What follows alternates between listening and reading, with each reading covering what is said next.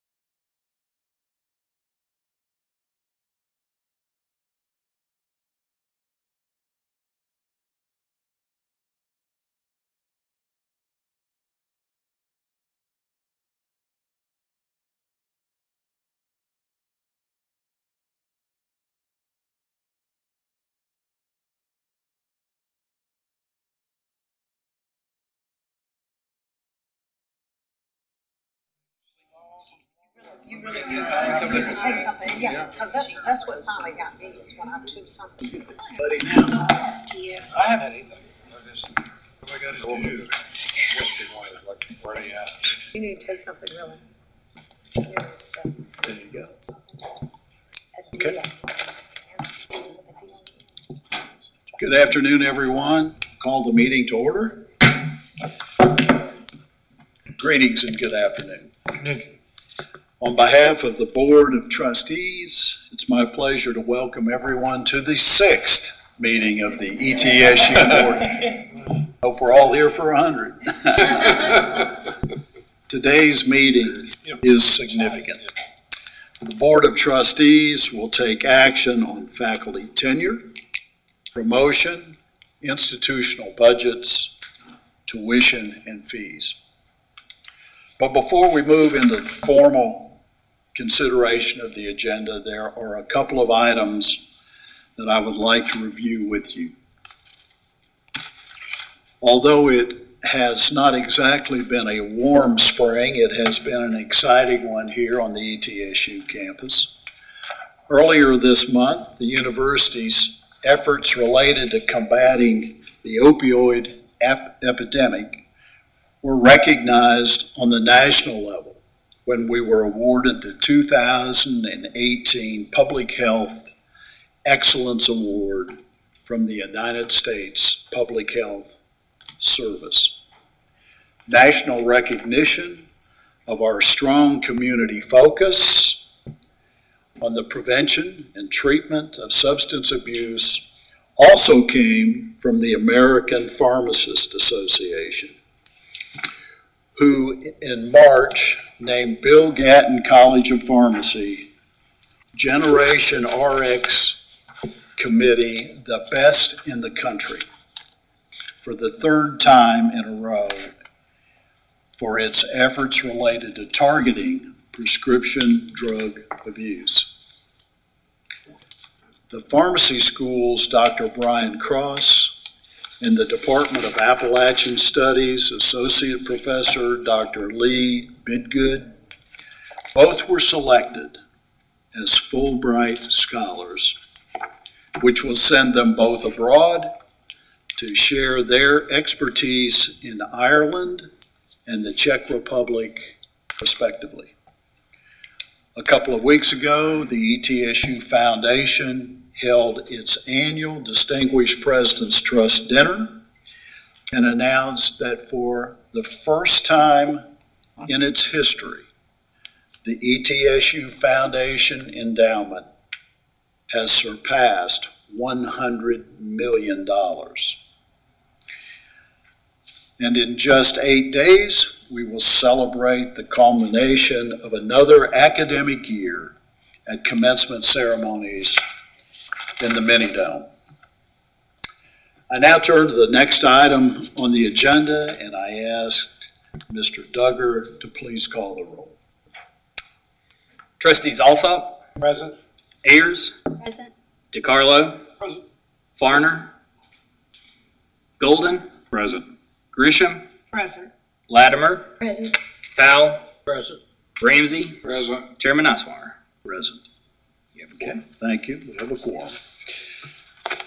Third item of business is approval of the minutes of February.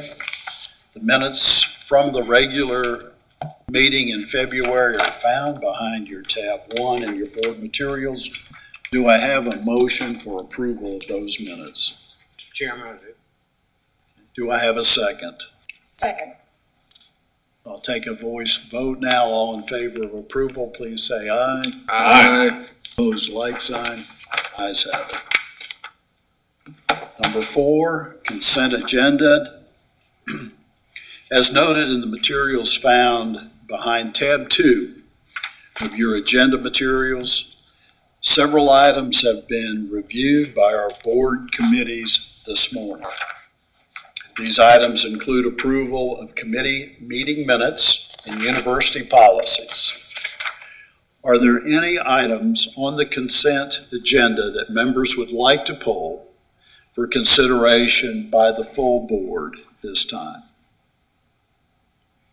Seeing none, then do I have a motion for the adoption of the consent agenda? So moved. Do I have a second? Second. All in favor, please say aye. Aye. Opposed, like sign. Ayes have it. Item 5, Student Trustee Selection Policy, tab 3. As many recall from the board's inaugural meeting last March, the board is responsible for selecting a student trustee as outlined by state law. To facilitate the selection process, the Student Government Association, in conjunction with the Office of Student Affairs, adopted a process to provide students with the opportunity to be considered for the position of student trustee. This process has been codified into the policy provided to the board in the meeting materials.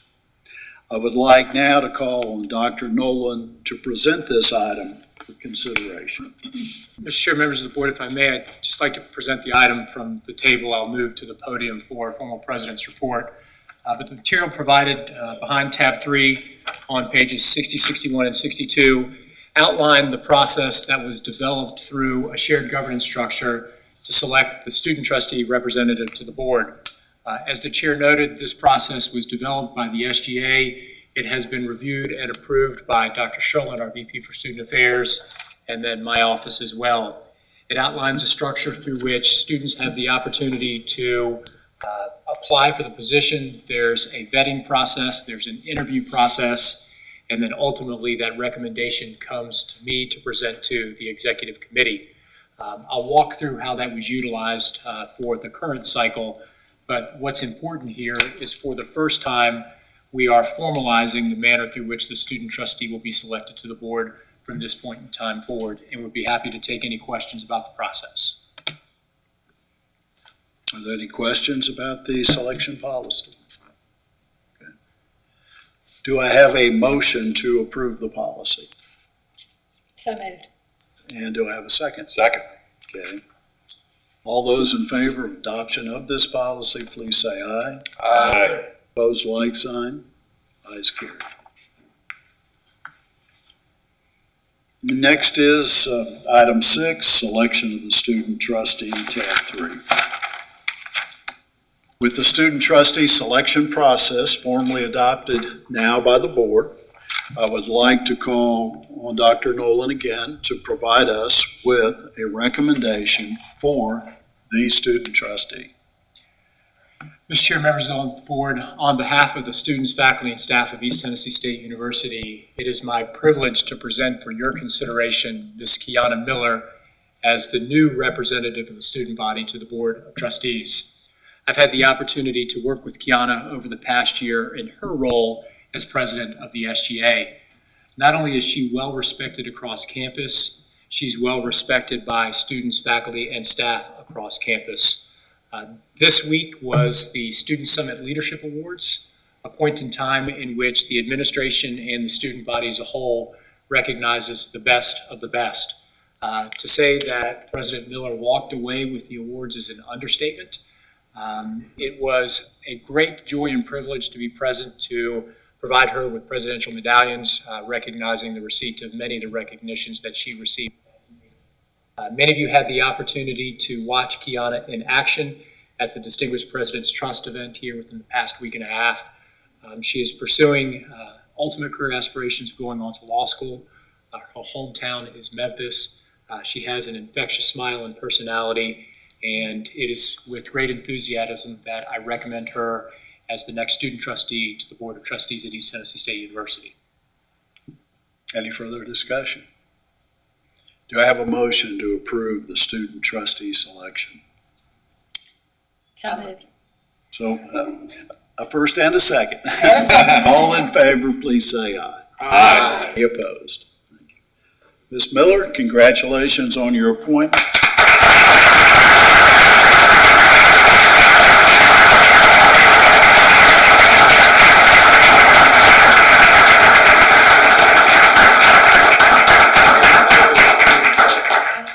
Thank you.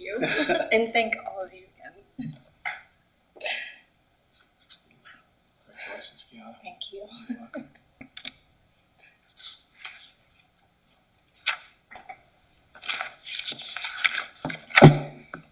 Item 7 today, resolution of appreciation for Mr. Nathan Farner.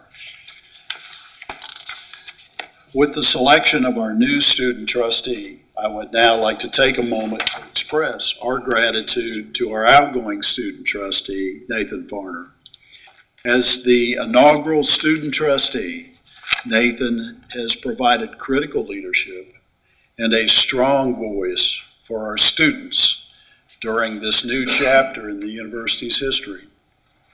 Unfortunately, or fortunately, Nathan is unable to be with us today because he's in Nashville, where he is receiving the prestigious Harold Love Service Award from the Tennessee Higher Education Committee. Dr. Nolan, would you please read the resolution of appreciation? Mr. Farner. Mr. Chair, what I may suggest is that the resolution that is before you is something that we could present to Nathan at a later date when he has the opportunity to be present with us. So if it pleases the board, I would like to delay the presentation of that resolution so when Nathan can be here and present. Trustee Ayers and I had the chance yesterday to be in Unicoi County. Nathan is an alum of Unicoi County High School. He's a Roan Scholar, and he very eloquently told his story to his entire former high school population, grades 9 through 12. So I know Nathan would appreciate the opportunity to be here in person and would humbly request we delay this until he can be present. Okay. We'll go ahead with the motion. Approval of said resolution. Do I have a motion for that? So moved. And a second. Second. All in favor, please say aye. Aye. Opposed? Ayes carried. Next is our report from the Finance Administration Committee. This morning, the F&A Committee met, convened by Mr. Steve DiCarlo. Mr. DiCarlo, will you provide a brief comments about this morning's committee meeting? My brief comments are going to be BJ come up and do all the work. So we met this morning. We covered not only the budget for next year, but some of the process and procedures. And, I think it's important that BJ, as Chief Financial Officer, as so recognized on this agenda, walk us through the next steps.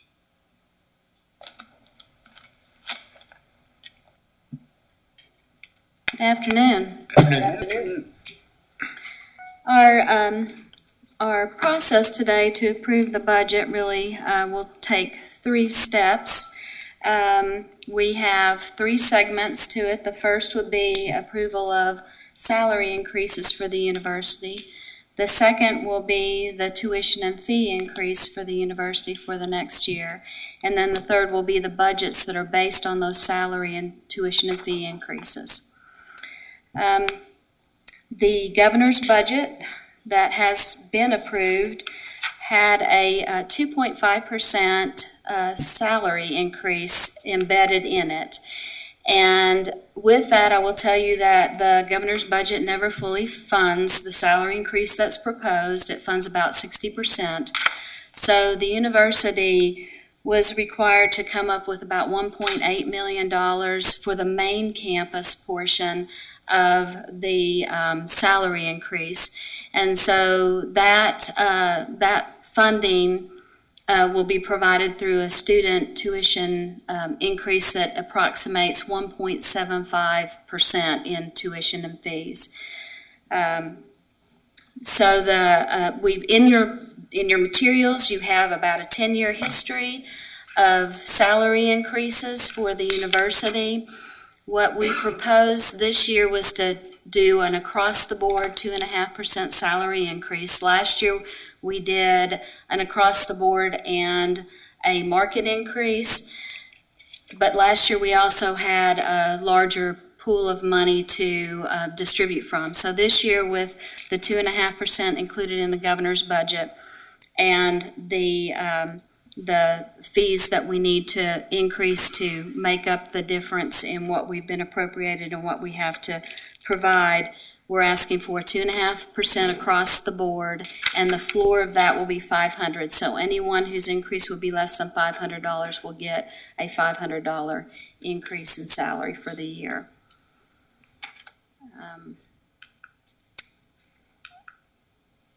I heard this is a little bit delayed, but there we go. So that's the proposal for salary increases for the year. I don't know if there is any discussion from the board or... No, go ahead and we'll take all three of them together. Okay, that's fine.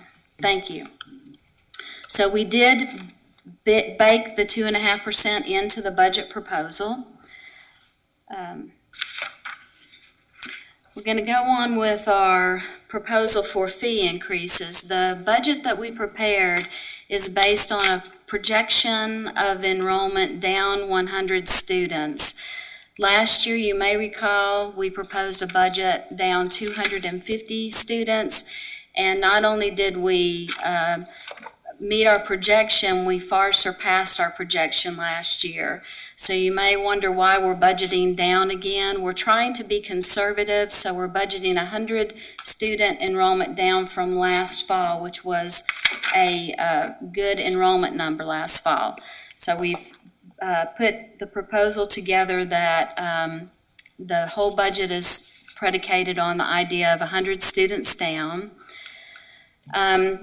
If you look at our state appropriation proposed for next year, we had a significant increase, about 5% increase in what we had over the prior year, and that will help us. But as you know, our percentage of budget from the state appropriation, if we exclude auxiliaries from the calculation, is about 25% of our educational and general budget. So we have to make the rest of that up in tuition and fees. We have benefited from a great appropriation for the past several years from the state government, and we're very appreciative of it. And it has allowed us to keep our tuition and fee increases low over the last few years. If you look in your notes, we can say that last year our total fee increase was a 3.97%. The year before that it was 2.3%. But as we go back in time, in 15-16 we had a 6.2% increase. The year before that 5.9%, and the year before that 7.8%. So this year what we're proposing is a 2.74% increase in the undergraduate maintenance fee rate at a 15 credit hour of courses. Last year our increase was 3.17, so we have decreased our percentage increase in the maintenance fee. The dollar cost of the increase is $99 or $198 a year.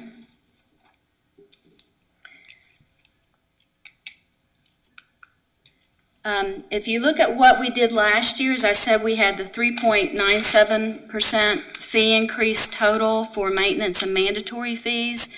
This year, our total dollar increase will be $262, so less than last year by about $80.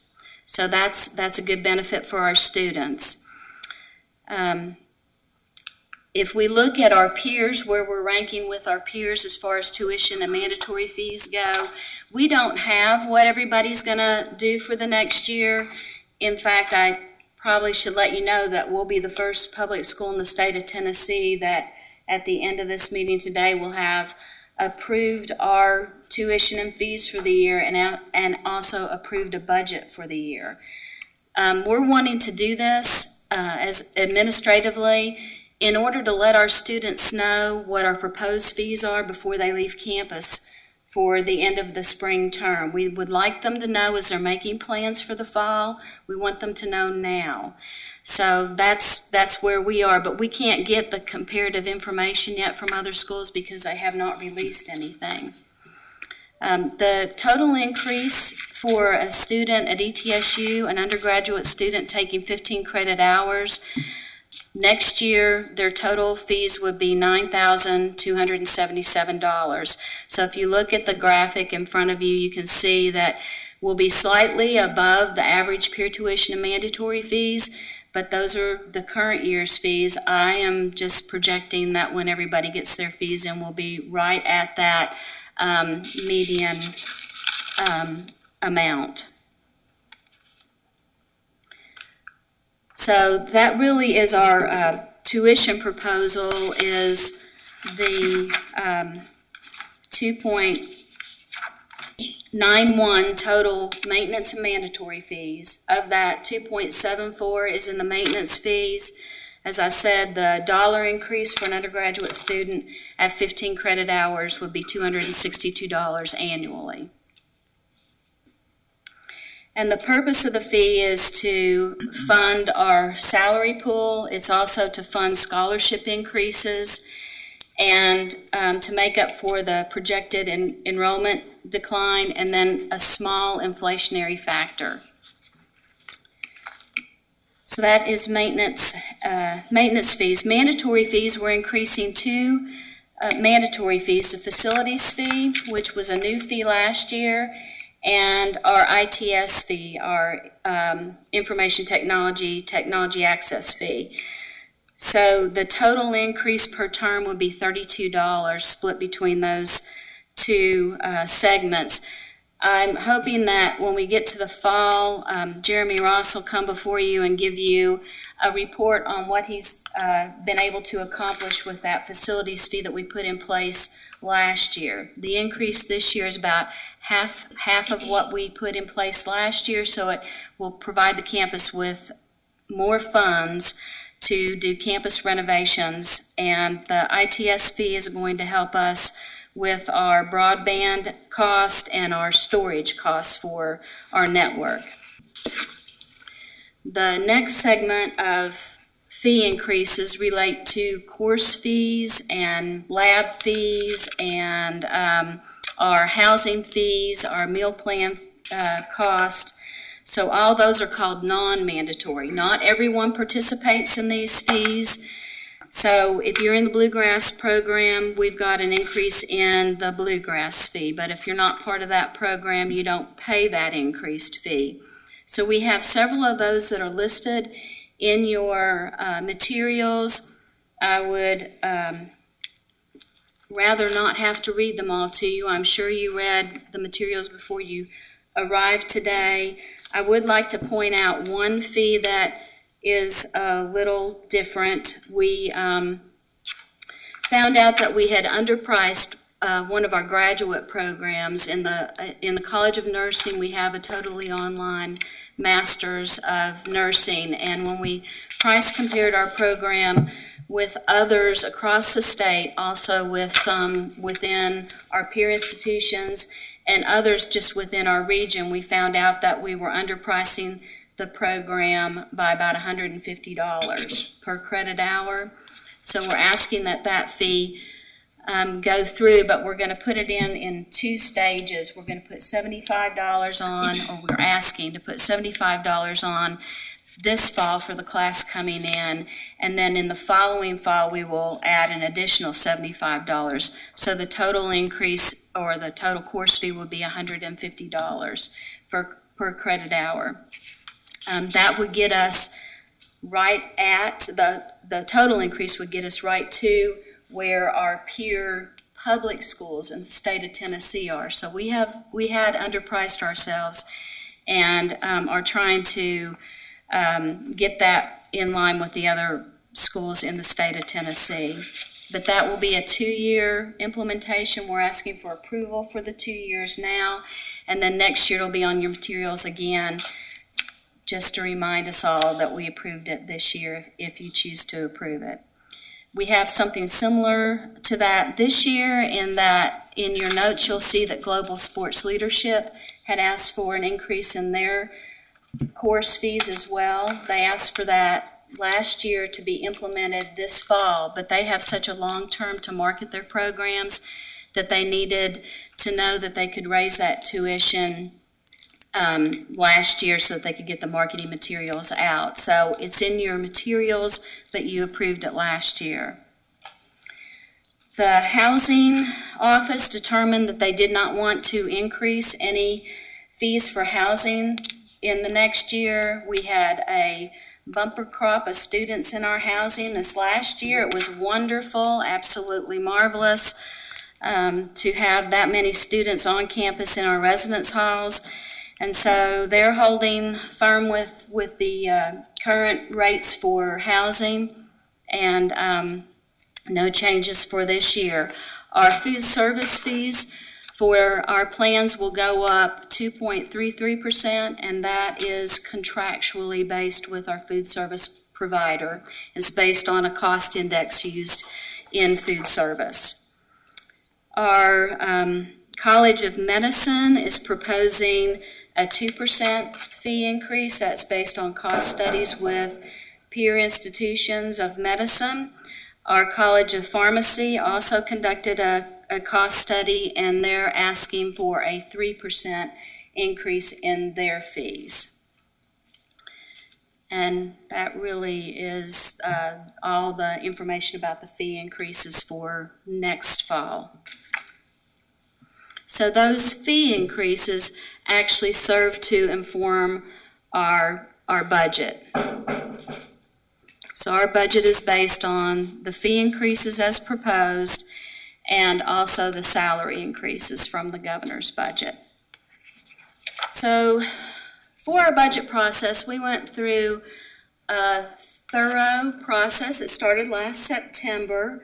I think we've had over 30 meetings of what we call the Budget Advisory Committee since September to look at this process, to look at what we can allocate, what we have to allocate, and where we need to allocate, and the justifications for those. We worked very hard to tie our budget to our strategic plan, and we had to back into some of our numbers in order to get to where we are today.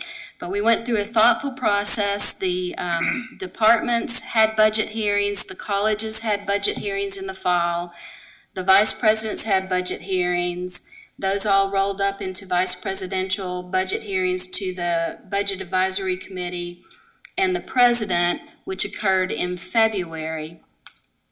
And that was all based on our budget call. And our budget call had included in it the $3.5 million appropriation increase from the governor's budget, and this anticipated maintenance fee increase of 2.74%, which would generate about $3.3 million in revenue.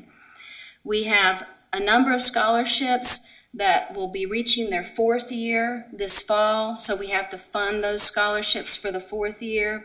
And then with a tuition increase, you also have a scholarship increase that will go hand in hand for those that go up as tuition goes up.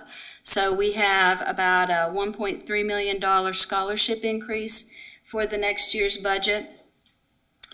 And we did calculate in the enrollment decline. The salary pools will take up about $3 million of the additional revenue that we receive. We're looking at increasing GA base pay by an amount that spread across the entire campus will come to about $250,000. We are setting up 2 pools for our employees, one that's faculty promotion and tenure of $250,000, and another that's for non-instructional employees at the university for another $250,000. We've allocated about $750,000 for new positions through our budget process. And then we have increased our operational dollars by about $360,000. So if you look at our revenue at the university on the main campus, the vast majority, over 50% of our revenue comes from tuition and fees. State appropriations are now just 25% of our educational and general budget. So even as we get increases in the state appropriation, it's really not enough to service the needs of campus. As I said, we come in with a deficit in not being fully funded on the salary increases. Auxiliaries bring in about 10% of our education and general budget on campus. Our proposed budget for next year is revenue of $259 million and corresponding expenses of $259 million on the main campus. And as you can see, $105 million of that is going to instruction. So instruction is the largest function that we have on campus. This is just a graphic of the revenues by sources. It shows obviously that maintenance fees and required fees are the majority of our budget income, and then state appropriations 25% and auxiliaries about 10%. If we look at how we've allocated the funding that we received, the 2.5% salary pool across the board on the main campus is a $3 million expenditure. And then we've allocated, like I said, almost $750,000 in new positions, which are spread between instruction, student support, institutional support, and plant functions. And then we've also spread some money to operations and travel for a total increase of expenditures of $4.1 million. If we look at where the dollars go on campus, they go to people. That's where our money is going to. If you looked at how we were allocating to GAs, we were allocating to a tenure and promotion pool, we're allocating to a job audit pool, we were allocating to salary increases, and then we're also allocating to scholarships. But the funds are all going to people, either our employees or our students. That's really the main campus in a nutshell for their proposal. So that was $259 million in expenditures and in revenue. Can we pause for a second before moving on? Dr. King, I just want to draw the board's attention to a couple elements that you moved through. Okay. And this may be a natural break for questions among the board before transitioning to medicine and pharmacy.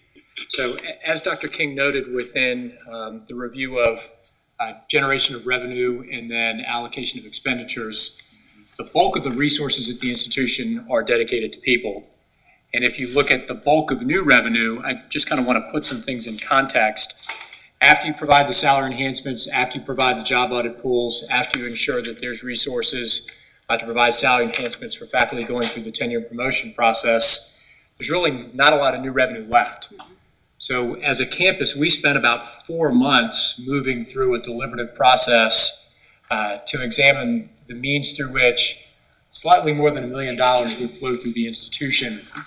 And for the $700 and some thousand that are available for new positions, we've talked some this morning in the audit committee and then in other committees about, for example, a compliance position. To bring in someone with a legal background and with experience to play that role, those of you who run private businesses have a sense of what you would invest in a compliance person. Then you look at the total volume that we have available for new positions, 733. I'm just trying to paint a context here that this is not a significant addition of personnel to the university. We are adding key positions that are critical to the institution, but I think we're still running relatively lean. We're running relatively lean across functional areas of the institution, from the Office of Academic Affairs to the Academic Health Sciences Center. So sometimes these numbers add up and people think $4 million is a significant investment, which it is. But after you strip out the mandatory investments for salary enhancements, et cetera, this is not a lot of new money moving through the university. The means through which we generate significant revenues would be an October budget revision if we're able to surpass our enrollment goals. So if enrollment is up by 250 students, then that would be 350 students worth of net revenue that we would then look to invest. So to wrap my comment up, we are purposefully being conservative and then making tactical investments in areas that the board has identified, such as compliance, et cetera. So I just wanted to set that frame. And I know that there are probably questions for Dr. King related to fees, et cetera. But thank you for the opportunity to provide some No, context. thank you. That was very helpful. Further questions for Dr. King? Comments from the board? Okay. All right. With that, let's back up and see if we can get her. Okay. I do want to tell you that 5 members of the board serve on the Finance and Administration Committee, and we've been going through this material for 2 months. So we met in February and started. We met again in March when some of the others of you did not have committee meetings. And then we met this morning to finalize this. So we have had a lot of thought and deep dives into the data and the materials over the last 3 months. So they've been in lockstep with our groups on campus that have been looking at this information as well. A lot of people have put a lot of time and effort into these materials. And I just want to tell you, before we go through this approval process, I think in our committee meetings I've done a good job of saying there's a caveat to this whole process in that we were dependent on the governor's budget with appropriations for us passing as it was delivered in February, which we've gone through that process and the budget has been set. What is still remaining that has not been finalized is the Tennessee Higher Education Commission binding limit on tuition and fees. In November, they had their meeting and they gave their proposed binding limit, which was 0 to 3%. So with the conclusion of the legislative session, THEC will be meeting in May and they will finalize on that binding limit. I don't think that they will change it. I think it will still come out as 0 to 3%. So we're under that at 2.91. And because we're the first university that will be approving fees and a budget today, I already had to send information into THEC to make sure that they are computing things the same way I am. So they verified my computations and we're in agreement that this would be a 2.9% maintenance and mandatory fee increase to support this budget. Should, at the worst case scenario, THEC come in May and say, oh, we want to change that binding limit to something smaller, if they did that, we would end up having to bring in have a called meeting of the board in order to adjust our budget. But we could do that if we needed to. But we are on the forefront of trying to give our students some assurance of what their tuition and fees will be for the next year in a cycle that makes sense for them to plan. So I really do appreciate your help in getting through this process. And I also want to thank the budget offices that worked on all this material to get it ready. They actually prepare budgets 2 months ahead of the normal cycle that we had under the Tennessee Board of Regents. But moving on into the Quillen College of Medicine. Quillen has a revenue and expenditure budget of $61 million. You'll see again that the majority of the expenditures for their budget are in instruction. You're going to see this across the board. We're asking to support this budget a 2% tuition increase. They receive their revenue a little different from the main campus. As you'll see here, they have state appropriations that are higher percentage-wise than the main campus. Their tuition and fees are lower percentage than the main campus. They also have resident participation agreements with the area hospitals that allow our residents to go work in the hospitals, and we have that on a contractual basis. And then I wanted to point out, because Dr. Bishop likes me to point this out, that the Medical Education Assistance Corporation provides 39% of the educational and general budget revenue for the College of Medicine. And we talked about it in the committee today, and we'd like to have a presentation on this at some time about MEAC and the relationship with the university so that we all have a better understanding of it. But it is a great component unit of the university supplying an influx of funds for the College of Medicine, and they are our practice arm. So they're the part of the entity that has the medical practices underneath it, and they serve a great function in our community. College of Medicine is very similar to the university in that most of the funds received are consumed by the instruction function, and again, almost all or majority of the expenditures are in salaries and benefits. That's the College of Medicine. The next unit, appropriation unit, is Family Medicine. Family Medicine has proposed a $17 million revenue and expenditure budget.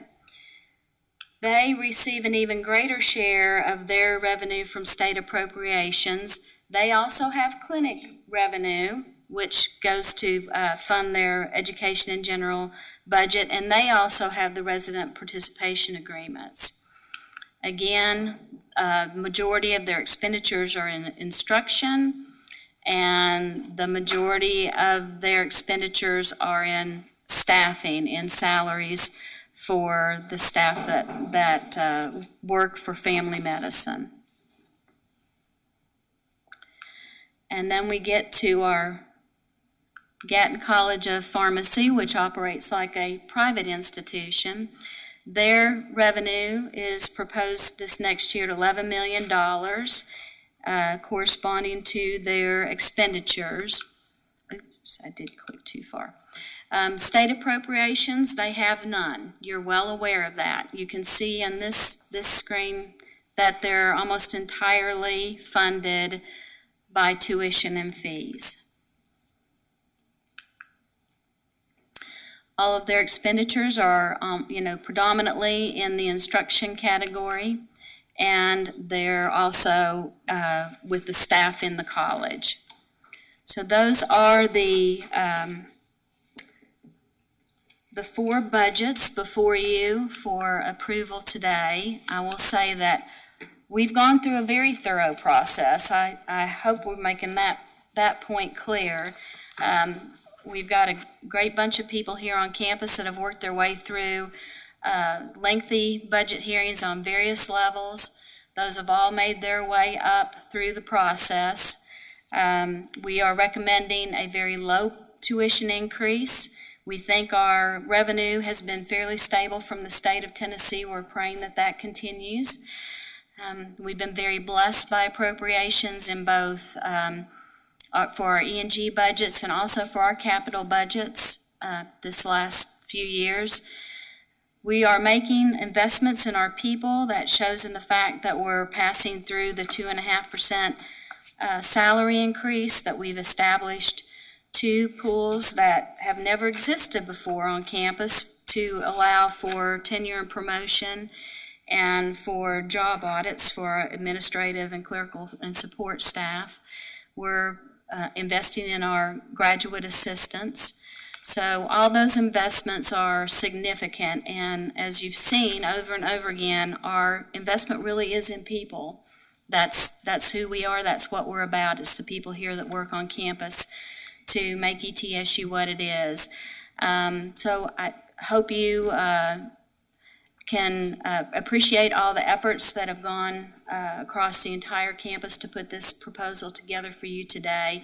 And I hope you will also appreciate the fact that we're trying to do something different here. And we're very grateful to have a board and even be able to do this. Under our old structure, the Board of Regents would have approved tuition and fees at the very end of June, which is pretty late for mom and dad to start figuring out how they're going to pay for their son or daughter's tuition in the next fall. So we're very grateful to have a board. We're very grateful to be able to present this to you April 27th instead of hearing that we're going through this at the end of June. So I want to thank you for all that. Well, thank you. You and your team are largely responsible for this, and being the first one down the chute that allows our students to get a glimpse of what it's going to take for this coming fall. So on behalf of the board and the entire institution, thank you for the work you put into this. Thank you. Now I know why Steve didn't want to make the presentation. So, okay, let's go back. I think we can take all three of the proposals. I'll refresh you with that and we'll combine them into one motion. The first one was the salary increase proposal for 18-19. The second one is the mandatory and non-mandatory fee proposals for 18-19. And the third is the university budget for school year 18-19. Do I have a motion? Move that we adopt the budget for 2018-2019. Thank you. Do I have a second? Second. Thank you. All in favor, please say aye. Aye. Opposed, like sign. Ayes have it. Next, we have Academic and Student Affairs, chaired by Dr. Linda Lattimore. The Academic and Student Affairs Committee certainly had a full morning this morning, looking about just every aspect of academics, from the new academic program to the promotion and tenure of members of our faculty, both of which we'll discuss shortly. Our committee also reviewed the naming of a college and a number of policies, most of which will be taken up by this board on our consent agenda, and one policy that we will be voting on shortly. With that, I would like to begin by asking Dr. Kirkwood to come up to the podium and present the promotion and tenure of faculty members agenda item that was passed by our committee this morning for the full board's consideration. And I'd note there was one additional faculty professor that wasn't in our original materials, and his CV is before you. That's right. So, trustees, I did want to call to your attention that you have the amended document. So you have the correct document in front of you that you will be voting on. On behalf of Provost Bach, I'm very pleased to be bringing to you today these recommendations for tenure and promotion.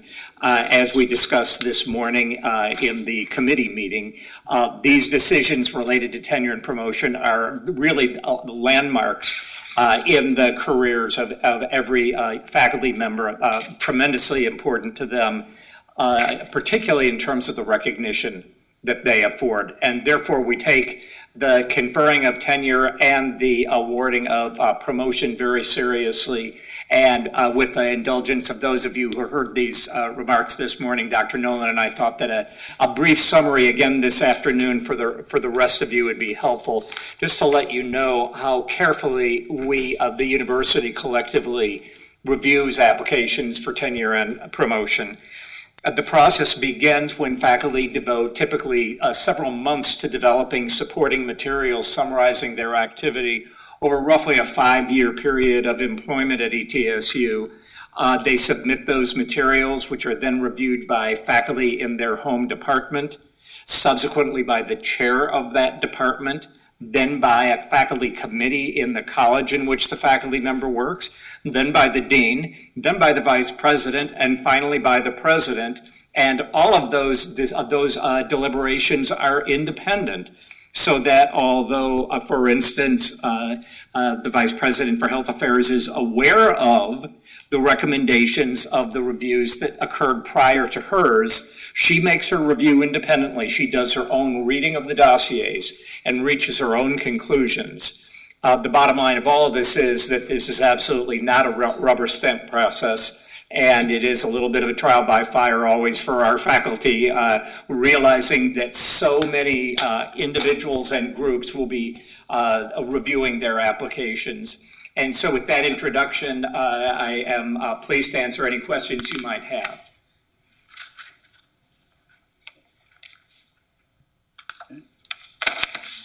For a vote? Okay. Okay. Do I? Motion to approve. Okay. Do I have a motion to approve? Mr. Chairman, as faculty representative, I'd like to have the honor of approving, Please. making the motion. Thank you. And a second? Second. All those in favor? Aye. Okay, thank you, Dr. Kirkwood. Thank you. Okay, next we are going to ask Dr. Bishop to come up and present the Bachelor of Science in Rehabilitative Health.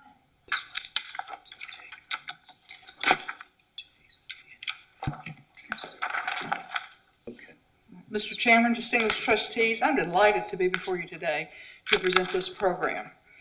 The College of Clinical and Rehabilitative Health Sciences is proposing a BS in Rehabilitative Sciences, This proposed degree was vetted through the university's internal approval process, including the college and the university's curriculum committees, the academic council, and to the president. Because this is a proposal that goes to THEC for approval, following your action today, THEC has also reviewed it. And as part of that process, they bring in an external consultant to review the proposal. That was done earlier this year. Dr. Alex Johnson, who is the provost and the vice president for academic affairs at Mass General's Institute of Health Professions, was our external reviewer. THEC has allowed that we have responded satisfactorily to recommendations from the reviewer and gives permission for us to seek approval from the Board of Trustees. It's an interesting process. And if you all approve it today, then it will be on the THEC board meeting on May 17th. Let me give you just a little bit of background. The Academic Health Sciences Center at East Tennessee State, as I love to tell you, is ahead of the curve in relationship to interprofessional education. We're among the top 10 academic health centers in the country who emphasize interprofessional learning. And this proposed degree program is the first degree program for the health sciences in which the entire curriculum is based on the framework recommended by the World Health Organization to enhance patient-centered interprofessional care and collaborative practice. There are only 11 other programs of its type in the country and none in Tennessee. The program is designed to meet a growing demand for rehabilitation professionals and will provide academic preparation for entry-level jobs in rehab facilities, as well as pre-professional preparation for graduate work in programs such as nutrition, speech-language pathology, audiology, physical therapy, occupational therapy, and health services administration. It'll be attractive to community college transfer students, as well as to high school students who are entering ETSU.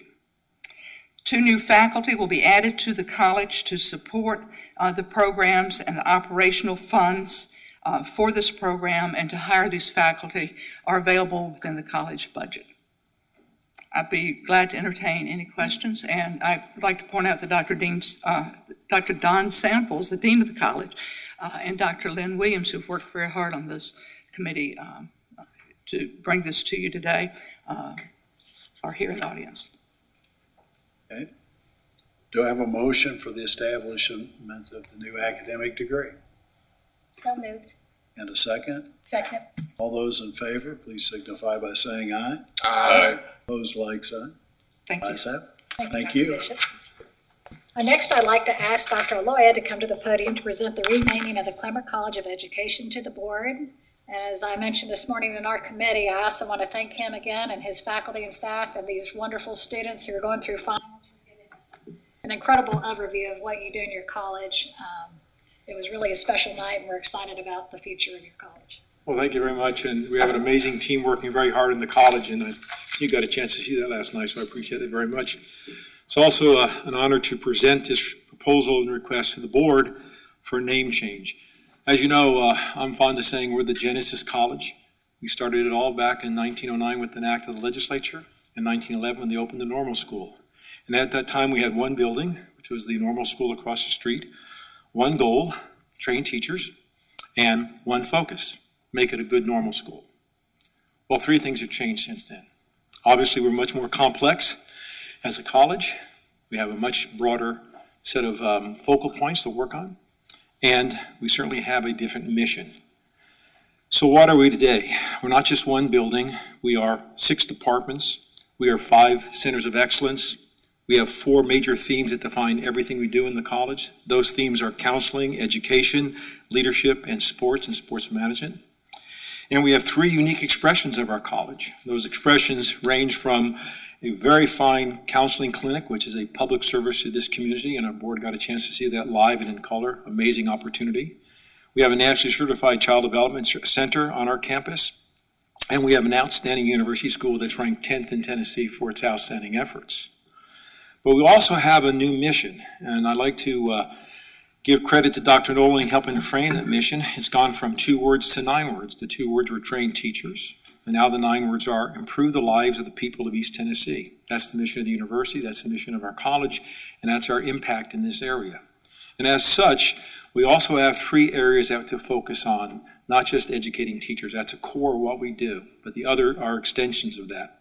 We have to deal with health, poverty, and education, all related in this area. And that was defined, I think, very appropriate last month by Dr. Randy Wyckoff in an editorial in the newspaper where he identified each of those 3 things as being interrelated and interconnected and what we have to do as a college. So as such, in order for us to meet this new mission, which is to improve the lives, with our expanded programs, we felt that the College of Education as a name was very limited in what we actually did. So I was approached by several of our faculty and staff if we would consider the name change. We met with Dr. Bach, Dr. Nolan, and with the University Office of Public Relations, and we convened the faculty and the staff of the college and our students. We asked them, how would you want to name the college? From that, we had a variety of recommendations. And in those recommendations, we culled it down, went through a process. We also worked with the Department of Media Marketing with Steve Marshall and his folks, and how do we get a name that will reflect who we are today? A name that I like to call aspirational. I'd like to have us aspire to take that name and make it become what the college is actually doing in this region. So we looked at Peabody, we looked at Kellogg, and we looked at Wharton, all single names that convey, obviously, excellence and national reputations. But none of them started out when someone said, let's name it Peabody. Everybody said, oh, we know what that is. It started out as an aspiration, and it was connected to what we call engagement. What did they do when they engaged themselves in their mission to define that name, the way it's known today? So Peabody's ranked number 8th in the country. It's outstanding and is recognized for its educational administration, its special education, its curriculum instruction, its ed policy. It's known by its performance in those areas. So our aspiration is a name that we will then be determined to define to the public, to our alumni, to this region, by our what? Our commitment, our dedication, and our engagement with this region in defining the 4 roles that we play: counseling, leadership, education, and sport. So our name will actually define itself by our performance, which it should.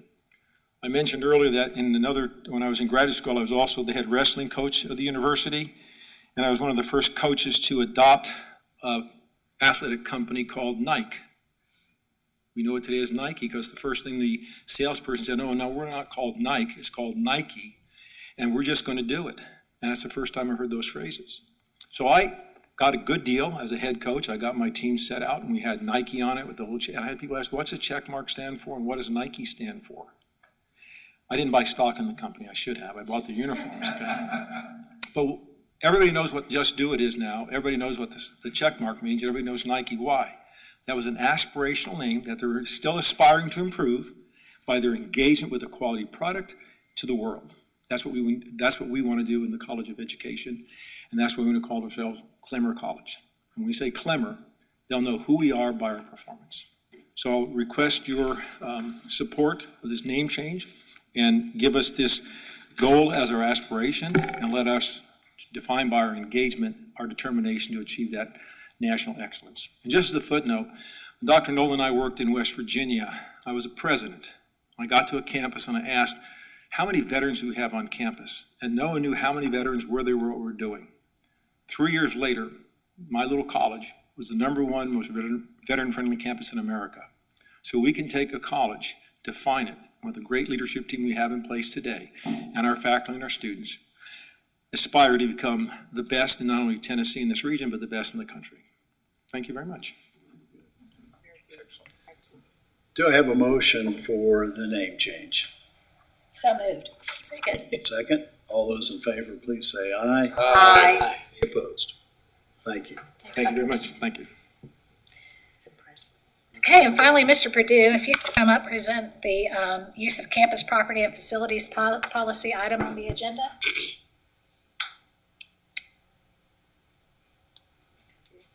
Thank you. I'd like to, if I could, invite the Assistant Vice President of Student Affairs to start us off. And I'll address any free speech issues at the end. Good afternoon. My name is Jeff Howard. I serve as the Dean of Students at ETSU, And I have chaired a committee that's been working on reviewing the campus use policy over a multi-year period. And so this was predicated on several things. The transition from TBR to Board of Trustees, that required some changes. In the midst of that review, the state legislature proposed last year a new free speech law that went into effect in January. Part of the consent agenda for today was an additional free speech policy that required some additional changes to this existing use policy. This policy has been out for public comment. We did take that feedback. Made some changes, took the revisions back to the University Council. The University Council has approved the policy, and that's where we are with you today. We appreciate the time of the Academic and Student Affairs Committee this morning in talking with us and speaking with us about the policy.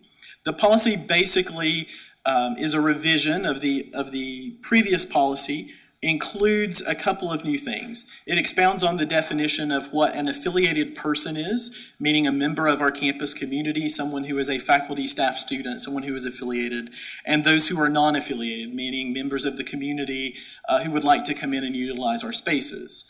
Specifically related to public speaking areas, this policy expands the number of those that are available on campus from 3 to 4 with the addition of the quad, which is a very large centrally located space. It expands the number of hours in the day from 9 until approximately 4:30 to 7 a.m. to 7 p.m. that those spaces are reservable by affiliated and non-affiliated groups. What it doesn't do is it does not limit affiliated persons, faculty, staff, students, to only using those spaces or to only use those spaces during those allotted times. If those spaces are not reserved for an event or activity, any of our members of the community can use them, but they can also use other open spaces on the campus as they would like for any free speech activity. So we would be glad to answer any questions that you may have about that proposed policy.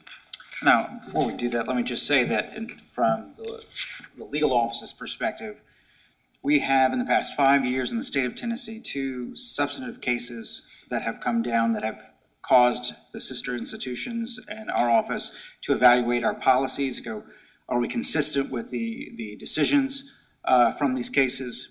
And we've also had a state statute just last year that came into play January 1st that we've had to take account of. So this has been, as Jeff said, a multi-year process, as well as taking into account some legal precedent that we have, as well as everybody's seen on the news, right? Campus protests that have turned ugly. We've had to put all of that, take all of that into consideration and trying to find a policy that gives the most freedom that we can to the campus community for free speech and expressive activities. So with that, take any questions. Any further questions? Because this policy will require approval from Nashville by the Attorney General, Secretary of State, and the General Assembly, we'll need a roll call vote.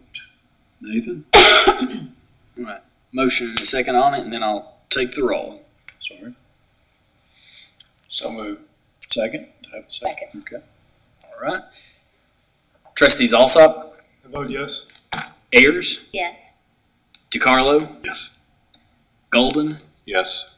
Grisham? Yes. Latimer? Yes. Powell? Yes. Ramsey? Yes. And Chairman Niswanger. Yes. Passes. Okay. Thank you. Thank you. Thank Thanks. you, Mr. Chairman. That concludes the report from the Academic and Student Affairs Committee. Thank you. Next up is our Audit Committee report. David Golden.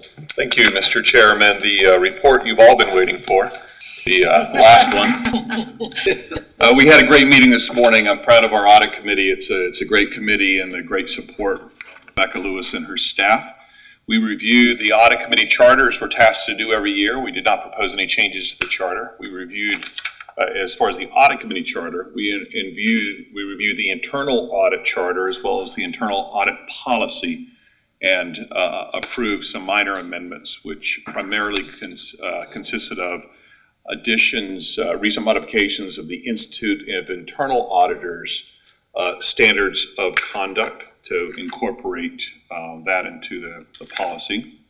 We reviewed, again, as we're tasked, existing policies, the university preventing preventing and reporting fraud, waste, and abuse policy, as well as the conflicts of interest policy. And reviewed both of those. I note that the conflicts of interest policy, we're still operating under the TBR version, so that's one work stream with a deliverable to eventually adopt one at the university level. We reviewed and approved revisions to the 17-18 audit plan, such as the nature of the audit plan. It never stays stationary. And then reviewed audits that were performed in the period since our last meeting. Commend the audit staff and the effective discharge of their duty. We reviewed the audit heat map as well as the recommendation log, and happy to report in the log it's all greens and blues. Those are good colors, which means those who've been audited are adopting the management's recommendations in a timely manner. Finally, we got an update on the Quality Assurance Improvement Program. Every 5 years, an audit program that's subject to the IIA standards goes through this QAIP. It's the 5th year for this staff, and so they're going through it right now. It's always an interesting exercise when the internal auditors get audited by other internal auditors, and that's essentially what's performing, and I'm sure we'll get a report later on in the year. We received and reviewed and audited financial statements from the Controller of the Treasury. Excellent findings, 2 minor things. One, essentially the root cause is an interesting discrepancy between how Banner accounts for accumulated depreciation, if I got that one right. It was not anywhere close to material, and the university identified and corrected in a second. Had to do with support for students that withdrew during a semester, and how to count days is about how I'm going to frame that one. Again, it shows the depth of detail that the review was made. So with that, Mr. Chair, that is my report. Okay. Since these come as action items from the audit committee, we won't need a motion. We will just call for a vote. First, on the amended internal audit charter. All in favor, please say aye. Aye. Opposed, like sign. Ayes have it. And amended internal audit policy. All in favor, adoption, please say aye. Aye. Opposed, like sign. Carries. Thank you. Next, we'll be talking about Adobe partnership. This time I'd ask Dr. Stephen Marshall to come forward. Dr. Marshall is the chair of the Department of Media and Communications. Brian? Mr. Chair, thank you. And as Dr. Marshall comes to the podium, I want to just take a second to frame his presentation. At several of the board meetings, you've asked us to spotlight industry partnerships. You've asked questions pertaining to programs that we have at the institution that embody partnerships with business and industry that ultimately prepare students with the certification skills and training that they need to move into the workforce. So what you're going to hear today from Dr. Marshall is not only a unique program, but a few of its kind program in the country that involves a partnership with a cutting-edge global giant in Adobe. So Dr. Marshall, thank you for sharing the story of your program with the board. You're welcome, and I appreciate the opportunity to speak with the trustees here. I want to also just acknowledge the fact that we are able to do this because of the leadership of Dr. Nolan, Dr. Bach, Dr. King and her team in ITS, and also a great team that I have in my department of media and communication, and especially my dean, Gordon Anderson, Dr. Gordon Anderson. So I'm excited to be able to talk to you about this. I don't know if my deck is going to work with this. So maybe we can just get you guys over there. Do I have a clicker? There we go. Okay. And I've got my kryptonite here. I like to move around the room, so.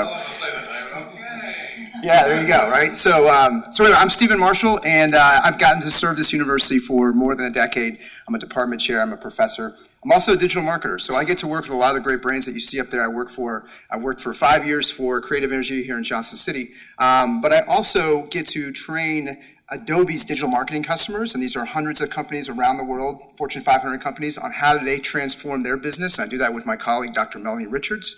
And then I'm also the digital marketing expert for higher education for Adobe.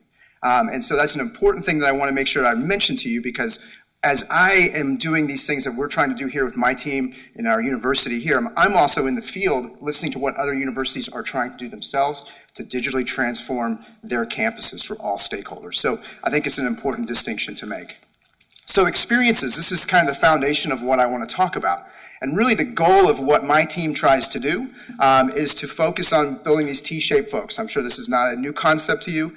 The idea of a really great general education university background, great global citizens, great critical thinkers, but also coming out of it with something that's distinct, something that brings them to the job market that really says, I'm the aspirin for your headache, this is why you should hire me. I really believe in that great global citizen, but I also want my students to get really great jobs. So I think we can put both those things together. Now, your deck that you all have has a lot more stuff than I'm going to talk about, but I want to move through this quickly. Experiences matter. Experiences matter to this generation, Gen Z, whatever you want to call them. They think about experiences a lot, but experiences also connect the campus.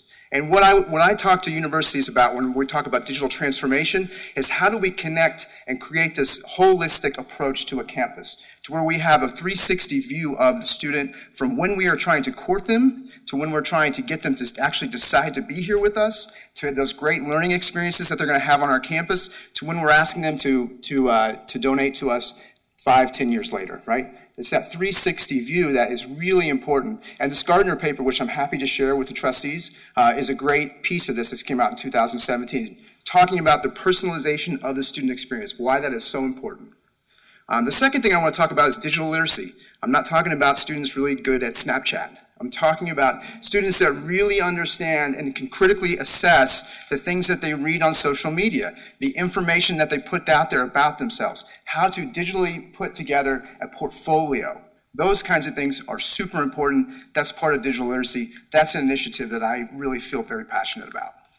So the model that my team works on in the Department of Media and Communication is this, we're calling it AMEN, but really it's a applied marketing and media education norm, okay? So what we do is we take theory-based learning, we apply software appropriately to activate those learning outcomes, we build in opportunities for students to learn and earn certifications as they're earning their degree, so they have some other kind of piece that differentiates them in the marketplace, and multiple certifications, quite honestly. And then we are activating their learning outcomes with project-based learning through industry partnerships, but also on campus. So how are we doing this? Well, in 2016, Dr. Nolan had introduced me with this Adobe initiative. Some of you may have heard of it. You may have wondered what in the world it is. But we are the first, and we are the only ones in the world that have this model at East Tennessee State University. You probably know about the Creative Cloud, Photoshop and InDesign, those kinds of things, PDF. One part of the Adobe business you may not be familiar with are how we get those experiences on these devices. And this is a more than $3 billion business for Adobe. If I want to mention it again, I will. We're the only university in the country teaching that part of their business. If you notice and recognize any of these brands, this is where we are. These are our partners. These are our partners for guest speakers. These are our partners for projects. These are our voices. These are all companies that are actively looking for people right now to hire because universities are not putting those people out into the marketplace. I know this because I work with the Fortune 500s and I hear this, and every time I go and do a training session, I have a new partner because they can't find people. And I know this because of the fact that universities are not thinking about the way that you have to digitally prepare students for the media and marketing space. So how did we get here? We got here very entrepreneurially and very innovatively through a funding model that's based on students that are recruited for my program. So this enterprise level software that we're talking about, and I'm going to show you an example of what we're doing with an external developer on new websites that I'm going to talk about in a second. This has been funded by students that I recruit for my program. So this is enterprise software. It's available to all stakeholders at the university, and it's there for your use. So what we're doing in fall is we will have 4 teams assigned to these 4 initiatives that will be working on key performance indicators around admissions goals for these specific things. And what we're going to be doing is scaling that as we become more and more successful. So of course, my department is funding this, but medical professions, bluegrass and old-time country music, and the Creative Arts Scholarship. And I'd be happy to engage after this on any of these questions that you might have regarding why we chose those. So some outcomes. Well, it's always great when you have someone like Forrester, who's a leading voice and thought leader in the space, saying, you guys are doing it right. Preparing students for next generation business. They did an interview with me. This came out in late 2016. In terms of our 3-year goals for recruitment for this program, we are finishing year 2, and we are at 150% of the number that we need to have. And so we're in year 2, finishing it right now. Industry partnerships. This is the part that gets me very excited, okay? You will recognize those brands, right? This is where we really have guest speakers. We have folks who are helping us position our program. What are the learning outcomes we need to be thinking about? What's next for our students? What are some projects that we can put in the queue? Okay, we're excited about projects that we have possibly coming up this fall with Barclays Bank, you can see up there, with Delta, with FedEx, with Pandora Radio. Okay, these are all in the queue to work with students in our program. And then incrementally, we have seen some great outcomes just in the sense of students working as part of the marketing apparatus here at the university. So last year for the Creative Arts Scholarship, my college took it upon itself to just try to do an email campaign to try to generate interest for the Creative Arts Scholars. And incrementally over time, we generated about 30 additional inquiries. My students, some of your people actually, my students have, in the last month and a half, have generated more than 300.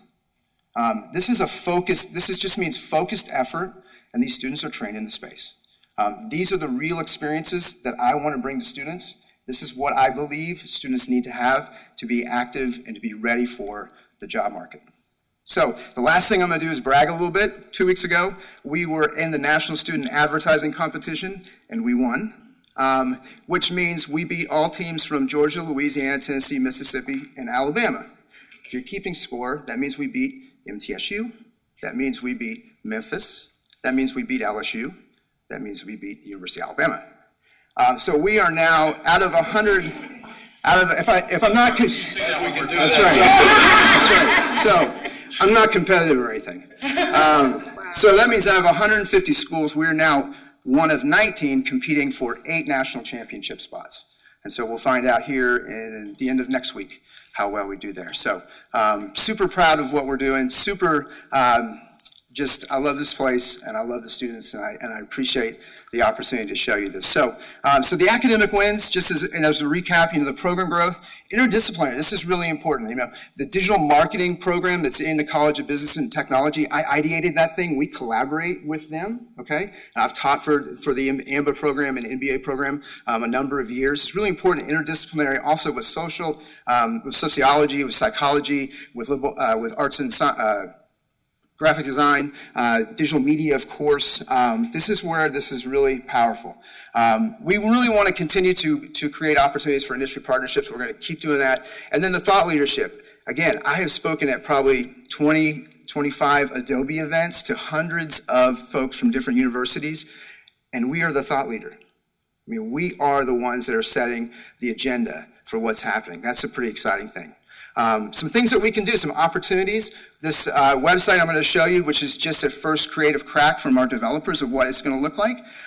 This is really the scale that we can take this across the university is still there. We have enterprise license for the entire university for this. And then digital literacy is really important. So I know Dr. Kirkwood and others have been participating in thinking about the new general education and what we're thinking about with that. We really need to have a digital literacy component as part of that. And the last part of this is that I've been talking with Dr. Bach and others about a revenue generating some kind of thing this fall to where we bring companies here and we do professional training for industry because that's what we do for them now. With Adobe. So while I'm setting this up, let me, okay, there we go. I didn't have to set up anything. Okay, so this is our first crack at what these websites will look like. I say first crack, they go through a design, some iterations in terms of design, but this is 90% there. And so again, the 4 sites, the Creative Arts Scholarship, Medical Professions, my department, and Bluegrass and Old Time Country Music will be working off of this template, but we are going to be working on scaling this to others.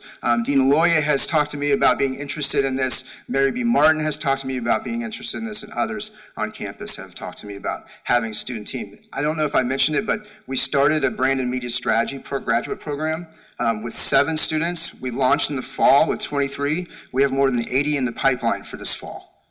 Okay? So we're knocking it out.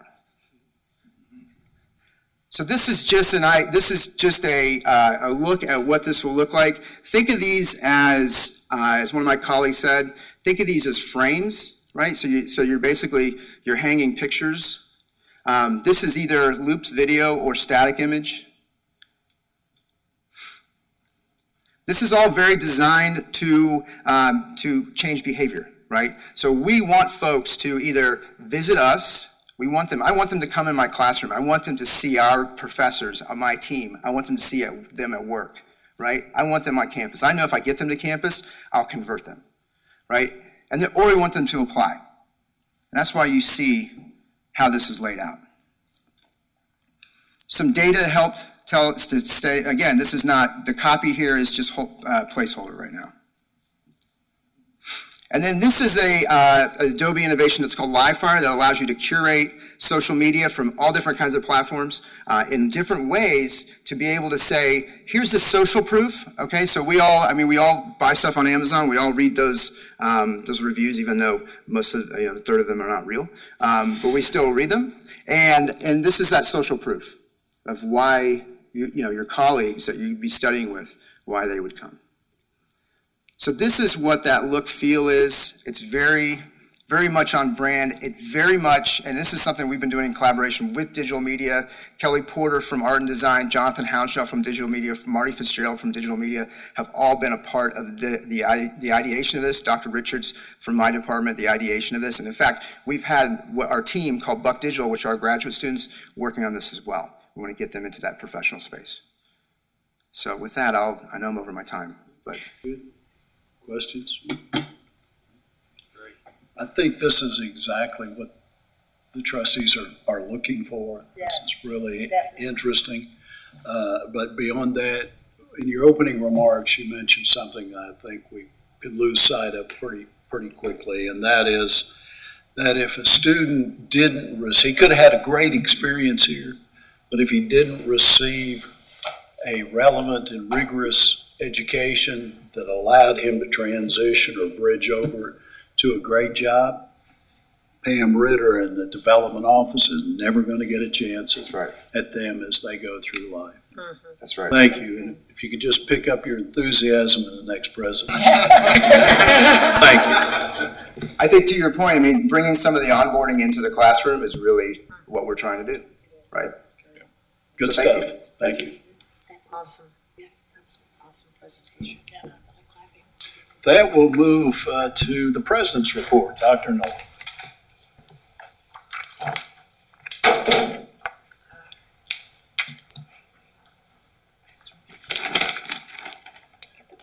Thank you, Mr. Chair, members of the board.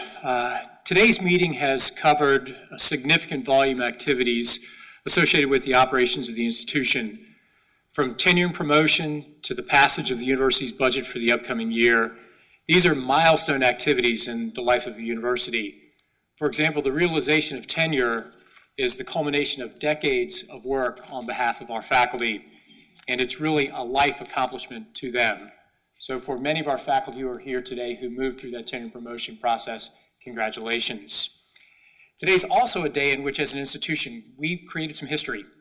Because in the modern history of this university, we have never approved budgets and tuition and fees in an academic year.